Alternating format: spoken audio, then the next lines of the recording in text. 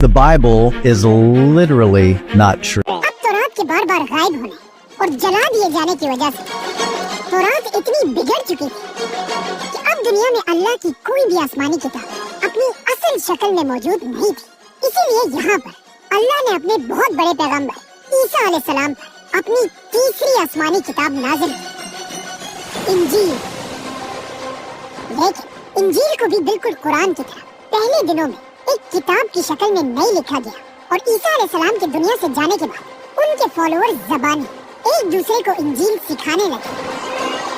और आखिर ईसा अलैहिस्सलाम के 100 साल बाद एक आदमी ने दुनिया की पहली बाइबल लिखी और उसे सही इंजील कहने लगा। लेकिन इस आदमी की पहली इंजील को पूरी दुनिया के क्रिश्चियंस ने रिजेक्ट कर दिया और यहाँ से बिल्कुल तौरात और ज़बूर की तरह इंजील में भी कंफ्यूजन शुरू हुई,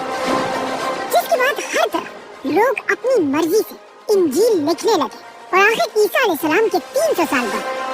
एक ऐसा वक्त भी आया कि दुनिया में हजारों डिफरेंट इंजीलें थी। इसीलिए ईसा अलैहिस्सलाम के 300 साल बाद दुनिया के सारे क्रिश्चियन स्कॉलर्स की एक बहुत बड़ी मीटिंग हुई, जिसमें उन्होंने खुद ही अपनी मर्जी से इन हजारों इंजीलों में से सिर्फ 4 इंजीलों को सेलेक्ट किया और बाकियों को रिजेक्ट कर दिया। इसीलिए आज के जमाने की इंजील बाइबल को ईसा अलैहिस्सलाम की सही इंजील नहीं कहा जा सकता, बल्कि इवन क्रिश्चियंस भी इसे सही इंजील नहीं समझते। तो अब तौरात, ज़बूर और इंजील तीनों आसमानी किताबें जब दुनिया से गायब हो चुकी थी, तो अल्लाह ने दुनिया में अपनी आखिरी किताब नाज़िल की, कुरान। लेकिन बिल्कुल तौरात, ज़बूर और इंजील की तरह जब मुसलमान हजरत उस्मान के दौर में कुरान पर भी बहस करने लगे, उसी वक्त हुज़ैफा बिन यमान रज़ियल्लाहु अन्हु खलीफा उस्मान के पास पहुंचे और उनसे कहा, या अमीरुल मोमिनीन, इससे पहले कि मुसलमान भी बिल्कुल यहूदी और क्रिश्चियंस की तरह अल्लाह की किताब पर इख्तिलाफ में पड़ जाए, आप इस उम्मत को बचा लें।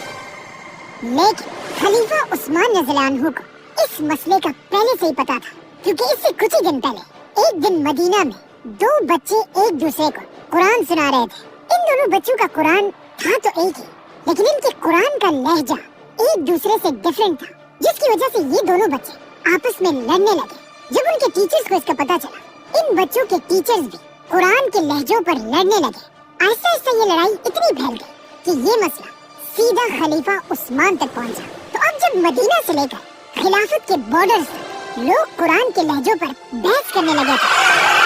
तब हजरत उस्मान ने अपनी जिंदगी का सबसे बड़ा फैसला किया और मदीना के सारे बड़े सहाबा को मस्जिद नबवी में जमा किया और फिर रसूलुल्लाह सल्लल्लाहु अलैहि वसल्लम के मिंबर पर खड़े होकर कहा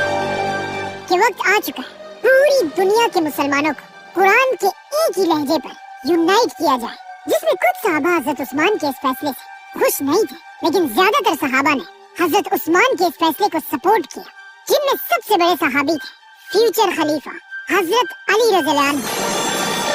हजरत उस्मान रज़ियल्लाहु अन्हु ने एक लहजे का कुरान बनाने के लिए 8 लोगों की कमेटी बनाई और इस कमेटी का हेड उन्होंने ज़ैद बिन साबित रज़ियल्लाहु अन्हु को बनाया, क्योंकि ज़ैद बिन साबित कोई आम सहाबी नहीं, वो रसूलुल्लाह सल्लल्लाहु अलैहि वसल्लम के जमाने से कुरान की आयत लिखा करते थे और हजरत अबू बकर रज़ियल्लाहु अन्हु के जमाने में ज़ैद बिन साबित रज़ियल्लाहु अन्हु ने पहली बार कुरान को किताब की शक्ल में लिखवाया था। ये दुनिया का पहला कुरान सबसे पहले अबू बकर रज़ियल्लाहु अन्हु के पास था, फिर हजरत उमर रज़ियल्लाहु अन्हु के पास और अब हजरत उमर रज़ियल्लाहु अन्हु की बेटी उम्मुल मोमिनीन हजरत हफ्सा रज़ियल्लाहु अन्हा के पास था। तो हजरत उस्मान ने इसी कुरान को दोबारा मंगवाया और हजरत ज़ैद से कहा कि इसी कुरान को देखकर एक ही लहजे में कुरान लिखो, लेकिन वो लहजा कुरैश का लहजा होना चाहिए, क्योंकि कुरान असल में इसी लहजे में नाजिल हुआ था। जैसे ही कुरान एक ही लहजे में कंप्लीट कर लिया गया, हजरत उस्मान ने पूरी खिलाफत में एक हुक्म जारी किया कि जिस मुसलमान के पास भी कुरान के हिस्से पड़े हुए हैं, चाहे वो चमड़े, पत्थर या पत्तों पर लिखी हो, उन सब कुरान के हिस्सों को खिलाफत के हवाले कर दिया जाए। जिसके बाद पूरी दुनिया के मुसलमान अपने अपने कुरान के नुस्खों को खिलाफत के ऑफिसर्स के हवाले करने लगे। जब कुरान के ऑलमोस्ट सारे नुस्खे हजरत उस्मान के पास जमा हुए, हजरत उस्मान ने हुक्म दिया कि अब इन सब को आग लगा दी जाए। जैसे इन सब को आग लगाई गई, उसके बाद अब दुनिया में सिर्फ एक ही कुरान बाकी रहा, कुरैश के लहजे में लिखा गया कुरान। जिसके बाद हजरत उस्मान ने इसी कुरान की 7 कॉपीज बनाई और उसे खिलाफत की ہر بڑے شہر کی طرف بھیج دیا اور پوری دنیا میں اعلان کیا کہ آج کے بعد پوری دنیا کے مسلمانوں کا ایک ہی یہی قرآن ہوگا. حضرت عثمان کے اسی قرآن کو آج پوری دنیا کے بلینز آف مسلمان ڈیلی پڑھتے ہیں اور حضرت عثمان کے زمانے کا قرآن دنیا کے کچھ حصوں میں پڑا ہوا ہے. ازبکستان، استنبول،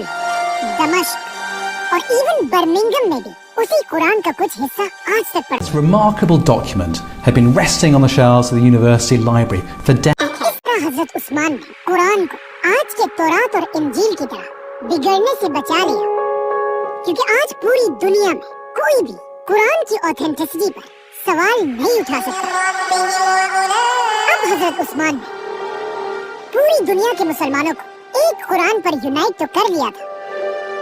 لیکن مسلمانوں کی خلافت جو اس سے پہلے بہت تیزی سے ہر طرف پھیل رہی تھی اب بالکل سٹاپ ہو چکی تھی، اور رومن امپائر کی فوج مسلمانوں کو ایک قدم بھی آگے رکھنے کا موقع نہیں دے رہے تھے. تو اب حضرت عثمان کی خلافت میں آگے بڑھنے کا صرف ایک ہی راستہ تھا،